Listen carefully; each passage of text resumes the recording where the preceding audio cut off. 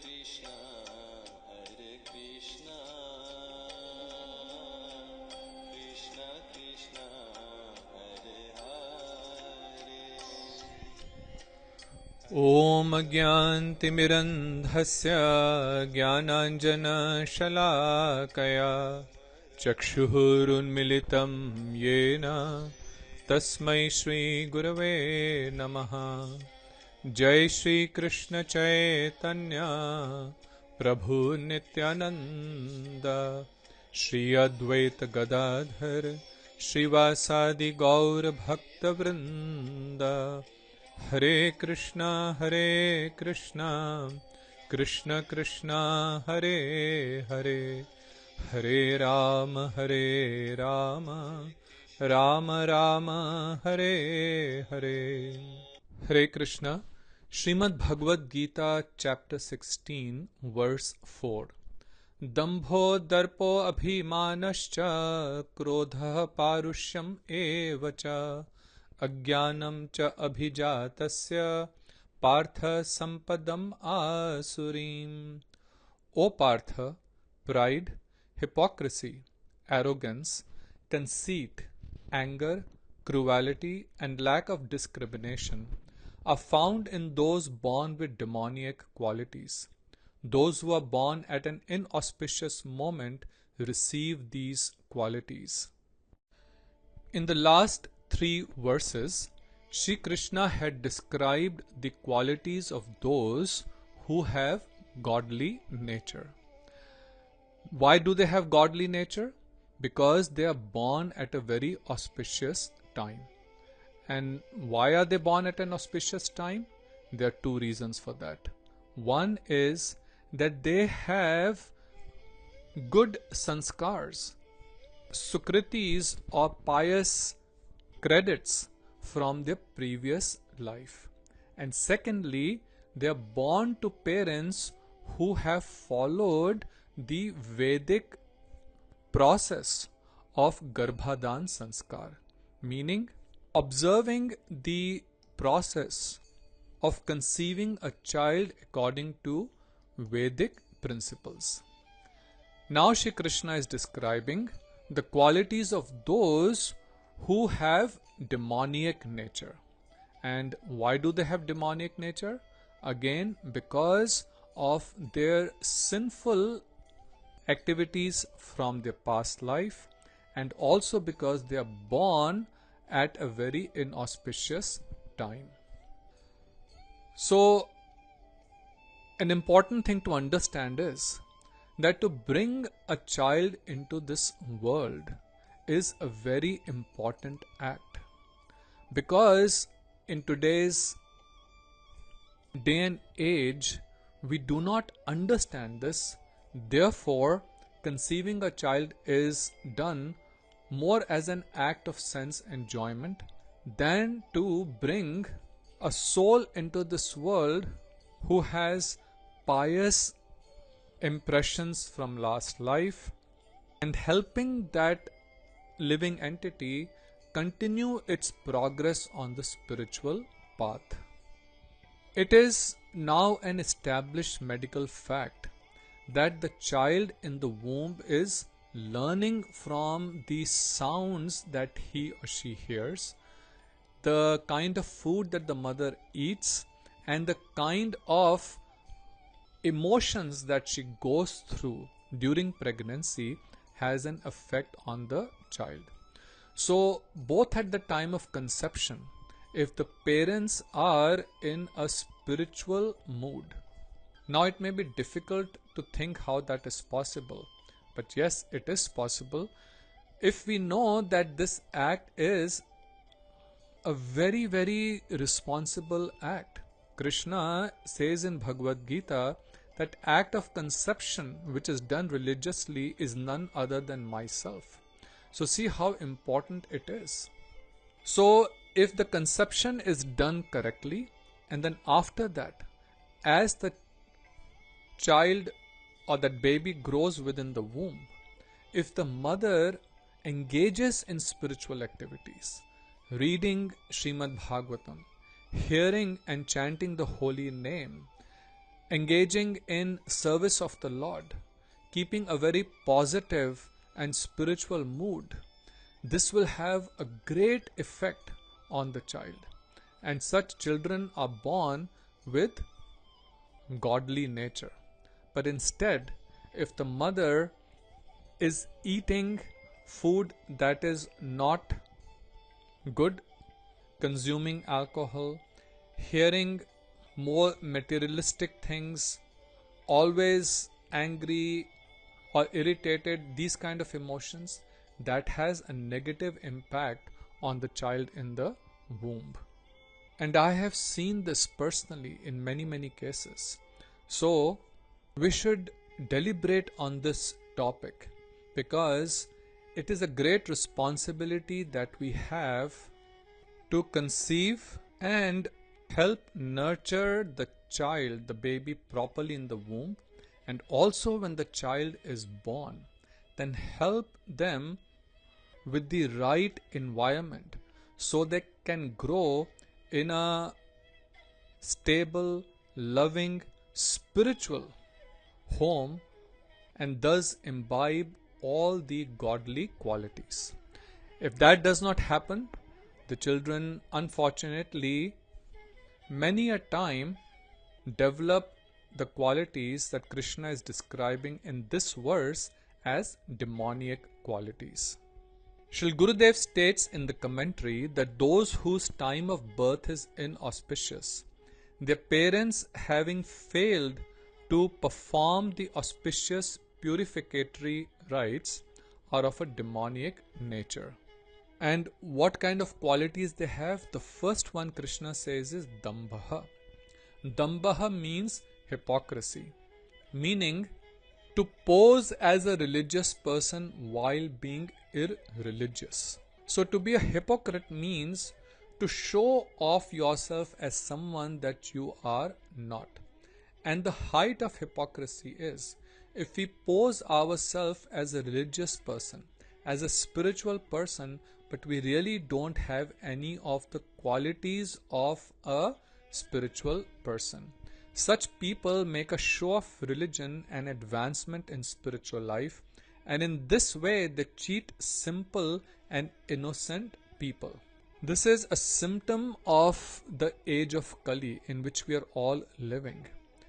That those who can just speak very well or who can make a show of religiosity are considered greatly religious.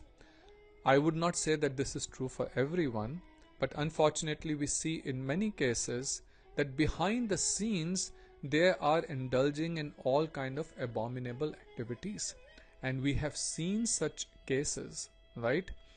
So such people don't understand what is written in the scriptures.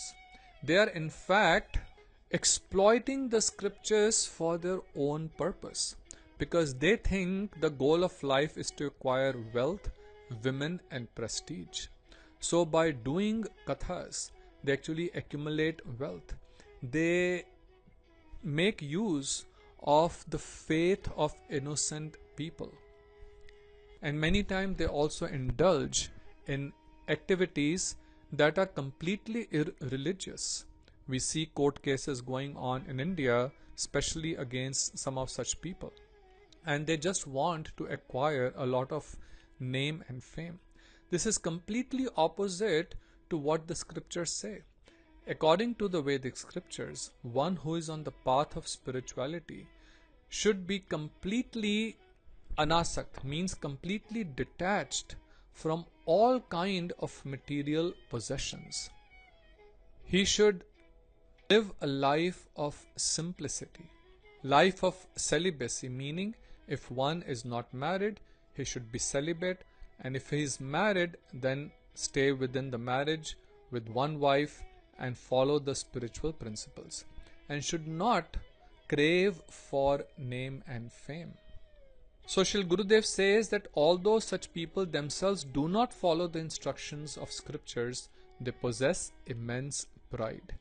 And the greatest harm to the society is done by such people. Because when people find out that how they are behind the scene indulging in irreligious activities, people lose faith in religion. Religion is not bad. Vedic scriptures, religious scriptures of whichever religion one may be, are showing us the right path. But unfortunately, those many times, again, I would not say this applies to everyone, there are many nice religious people who are very honest, and because of that only, today also we see religiosity in the world. But at the same time, of course, there are such hypocrites as Krishna is describing in this verse. So when people see that they in fact themselves are not following what they are preaching, people lose faith. And again, it's not because of what is described in the scriptures, it's because of their pride, where they completely ignore the fact that it is important for themselves also to follow. In fact, an acharya is one who follows what he teaches. So if one preaches without following what is in the text of the scriptures, then such a person's preaching would have no effect. There was once a great Pandit who was a very famous orator. He would speak on various scriptures like Bhagavatam, and hundreds and thousands of people would come to hear from him. So one day his wife said, "Oh, so many people go and listen to him, and I'm always busy with house chores, so let me also go and listen to what my husband speaks." She went there, and that day was Ekadashi. And Panditji was describing the glories of Ekadashi and that how one should fast from grains and beans on that day and other things, and engage oneself in chanting and reading scriptures. So after the katha, when he came home, he asked his wife, "Oh, please bring the prasad." So his wife brought some fruits, some boiled potatoes, nuts. Seeing this, Panditji said, "Oh, what is this? Haven't you made sabji, kachori, puris and everything that you normally make?" So hearing this, she said, "Oh, today I went to hear your katha, and in the katha you were explaining how to observe Ekadashi, and you were explaining that one should not eat grains, rice, beans, all of these things. So I therefore cooked the Ekadashi prasad." So Panditji said, "Oh no, that was just to speak to the people. I don't have to follow all of that." So hearing this, his wife was amazed. She told him that you are such a great cheater. You are telling others to follow these rules, but you yourself have no respect for them. So this is called hypocrisy. Next, Shri Krishna says darpaha. Darpaha means false pride due to wealth and education. So if one has a lot of wealth and one is highly qualified academically, one develops a sense of false pride, and he does not consider others to be at his level. He looks down upon the others. Now again, this is not true for everyone. So see here, what Krishna is saying is that people who have demoniac quality, when they get wealth and high education, they become very proud. On the other hand, if someone has a godly nature, they may also have a lot of wealth and they may also be highly qualified. But in their case, wealth and high qualification, high academic qualification will make them more humble. Krishna says in Bhagavad Gita, Vidya Vinay Sampanne, that one who has knowledge, he becomes very, very humble, because then he understands that I am actually nothing. The more one understands correctly the knowledge given in the scriptures, one understands that I am nothing. So one may have millions and billions of dollars, but if he thinks that he is this physical body, he will become very proud. But if one understands that all this is temporary, I have this only by the mercy of the Lord, then he actually becomes very humble, that how merciful the Lord is, that he has given me so much that I don't have to worry about eating, about food, about a place to live. By the Lord's mercy, I have everything, and now I should use my time and all this wealth in his service. So he actually becomes very humble. So Shri Gurudev says that those who have immense pride, they are angered by petty matters and possess not a sense of humility. And we see sometimes people who are very rich, they act with great amount of arrogance. They demean others because they know that the other person who does not have the same level of power or wealth like them would not be able to say anything.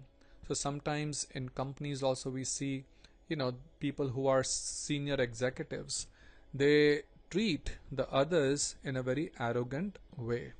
Srila Bhaktivedanta Swami Maharaj Prabhupada ji states that such people desire to be worshipped by others and demand respectability, although they do not command respect. So see, respect comes, the real respect is when the other person naturally feels like respecting you because of your godly nature. But when you are demanding respect, like an arrogant king or an arrogant executive, he wants you to be subdued in front of him. He does not want you to speak in front of him. He does not want you to counter anything that he says. He wants you to show great respect in the sense that even if he's saying something wrong, he wants you to agree to it. And we see today dictators and such people. So people are showing respect, but that's only external. This is not real respect. Such people who demand such respect only because of their power, like Ravan, like Kansa, they were all demons. But because they were so powerful and so proud of their wealth and their power, they were so blinded by it that they wanted their subjects to agree to them.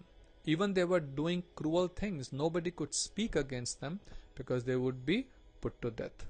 So this is called arrogance. Next, Krishna says the quality of a person with demoniac nature is abhimanaha.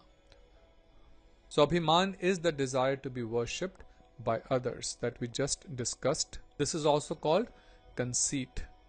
Next, Krishna says krodha. Krodha means anger. So such people also become very angry very quickly, again on petty things. Now we studied in the previous 3 verses, in the 26 qualities of those with a godly nature, one of their quality is akrodha, that they do not become angry. They are very calm, very peaceful. Even when there is a reason to be angry, they are not agitated. So in fact, opposite to those 26 qualities are the qualities of those with demoniac nature. So for every one of those godly qualities, the exact opposite is a demoniac quality. The godly qualities are like the sunshine. The absence of sunshine is darkness. So while godly people are like the radiant effulgent sunshine, those with the demoniac quality are like the dark night where there is no sunshine and one is groping in the darkness to find his or her way. So as we were discussing last time also, that anger is born of mode of passion, kama esh krodha esh rajo gun samudbhavaha, that it comes because of mode of passion and also mode of ignorance. So those with demoniac nature have a high proportion of the mode of passion and mode of ignorance, and thus they are always in an angry mood. So over trifles they become very angry and speak harshly, not gently. And again, as Kali is becoming more and more strong, the anger in people is increasing. People become very agitated very quickly. We see all the time that for small little things, people get into fights. Some time ago I read that in India, a person shot another person just because the other person had parked his car where this guy wanted to park his car. So for such small little things, people lose their temper, not realizing what would be the result. If you get into a fight with someone and hurt the other person, you are also going to be put behind the bars. But people become completely oblivious of this. They do not think about what the result would be and indulge in cruel activities. This is called parushyam. That's the next thing that Krishna says, parushyam. Parushyam means cruelty, to be very hard-hearted. So one who has no softness of the heart, who does not feel the pain of the others, one who is always agitated by anger, who is only working to fulfill his lusty desires, such a person's heart becomes hard like a stone. See, a devotee cannot even kill an ant. When Jad Bharat was carrying the palanquin of Maharaj Rahuguna, so Maharaj Bharat, after whose name India is called Bharat, he in his next life became a deer, and then after that he became the son of a Brahman, and his name was Jad Bharat. And when he was forcefully taken to carry the palanquin of Maharaj Rahuguna, then he was walking, seeing that no ant on the ground be killed by his feet. So to protect the ants, he was not walking straight, and the palanquin was therefore shaking, and the king became very angry. This is described very beautifully in Srimad Bhagavatam. So first he scolded Jad Bharat, but then when he heard what Jad Bharat had to say, that who really is the king, who's really the slave, who is the one having the authority to punish or receive punishment, he explained to him that you think you are the king, but you are not really the king.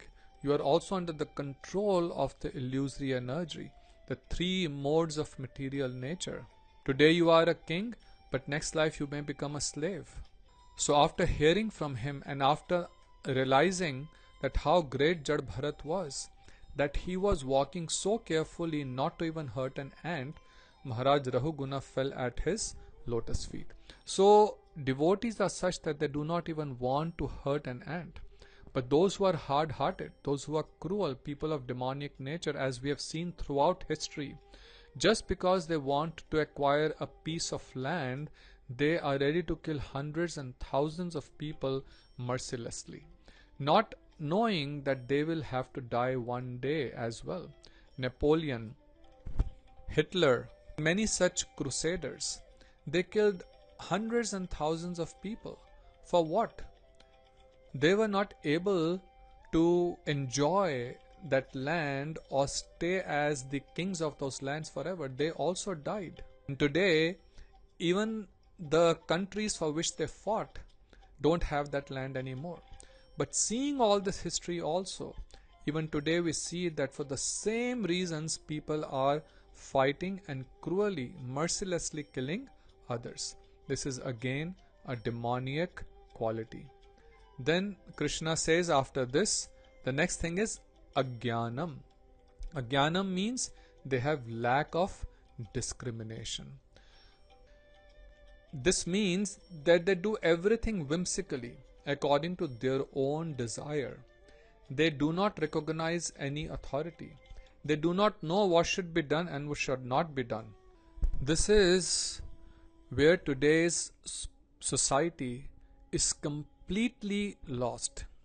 People do not want to follow any authority.